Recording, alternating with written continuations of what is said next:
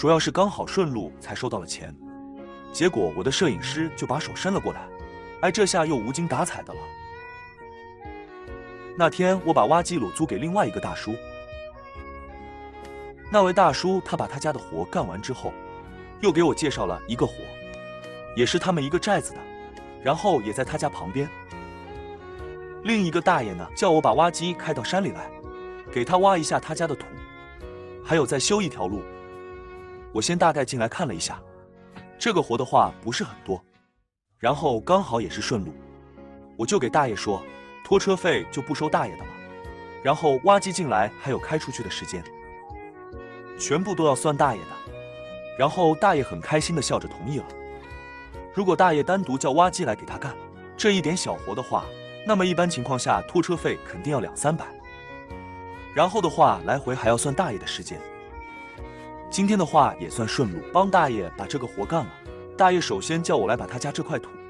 里面的石头全部给他清理干净，然后在这个角落这里给大爷挖一个粪坑，他用来装粪，因为土里面种的农作物的话，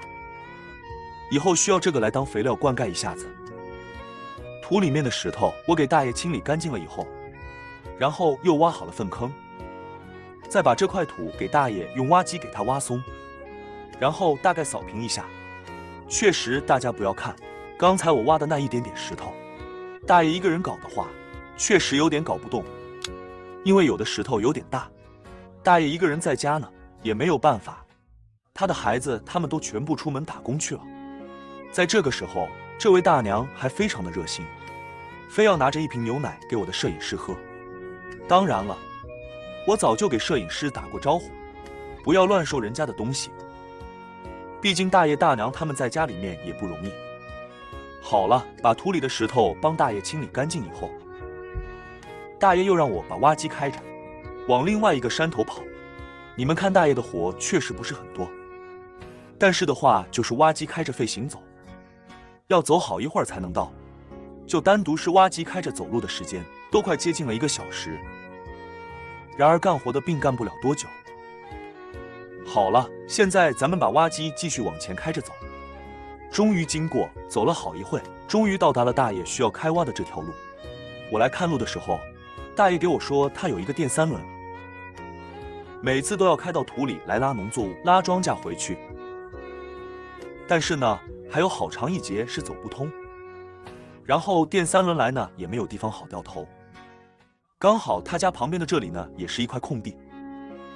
挖出来呢种地也种不了，因为大家可以看一下，这个挖出来全是小石子，根本无法种地。然后大爷呢就让我用挖机来帮他把这里修一条路，然后再修一个转车坝，顺便把土里面埋着的几块大石头给他挖出来。他说每次泥土的时候都泥不动，给大爷把土里的大石头挑起来，这样的话可以多种一点庄稼。朋友们可以看一下今天修这个路的这个材料怎么样。如果这个挖出来就是小石子，这种料是放在浙江啊、上海或者广东这些地方，那我估计可能就要发财了。挖出来用来铺路的话非常的好，非常的 nice。 好了，大爷家的活干到这里就干完了。从大爷的笑脸，大家可以看出给大爷挖的路他应该非常的满意。挖了3个多小时，然后收了大爷500块钱。你们觉得我收贵了没有？主要是刚好顺路才收到了钱，结果我的摄影师就把手伸了过来，哎，这下又无精打采的了。